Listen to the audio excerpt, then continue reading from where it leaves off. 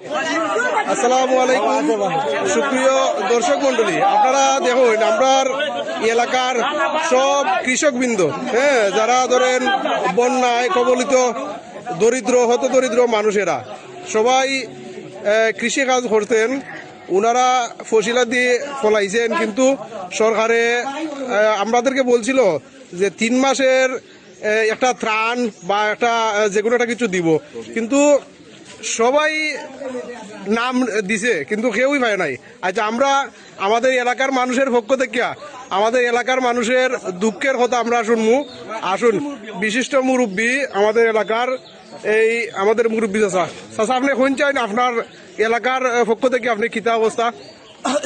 এলাকার পক্ষ থেকে যেভাবে দেওয়া সরকারের কথা, এইভাবে তো মেম্বারে আর যারা যারা নেতা হল আছে এরা তারার বুট কিনছে।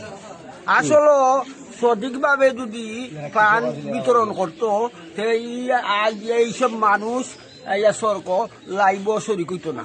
কিন্তু যারা শরিক হয়েছে এরা সকলেই কৃষক, সকলেই ক্ষেত করছে, সকলের ক্ষেত্রে ভালিত গেছে। আর যে তলায় ভাইছ এগুলা ক্ষেত করছুন না সকলতে ভাইছেন হিসাবে আমার অনুরোধ, এইবার দিছ আর এরারে দিতাই না, যাচাই করে দিবা। আমরা ওই অনুরোধ জানাইলাম সরকারকে। আপনার ত্রাণ মন্ত্রণালয়ের দৃষ্টি আকর্ষণ করছি এবং মাননীয় প্রধানমন্ত্রী তারেকুর রহমান সাহেব বন্যা দুর্গত এরিয়া আমরা নবীগঞ্জ, হবিগঞ্জ, আমরা অত্র এরিয়ায় বন্যা দুর্গত এরিয়া, কিন্তু আমরা এরিয়া ত্রাণ আপনার পক্ষ থেকে আইছে, ত্রাণ মন্ত্রণালয়ের পক্ষ থেকে আইছে, কিন্তু আমরা চেয়ারম্যান এবং কিছু কিছু কিছু কুচক্র মহল আমরা এই ত্রাণে বঞ্চিত হইরা যারা যারা পাওয়ার নাই এরা হয়েছে।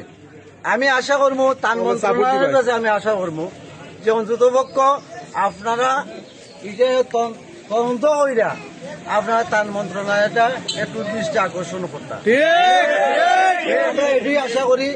আর কিছু কিছু চক্র করছেন আমরা শুনছি,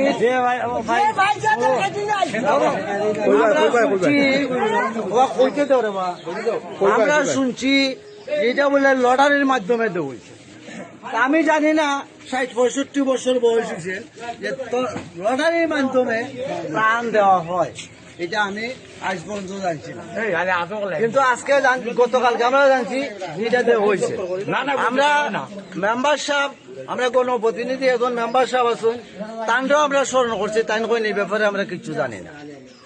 আজকেও আমরা একটা মিটিং আসতাম, ওইও তাই অস্বীকার করতো।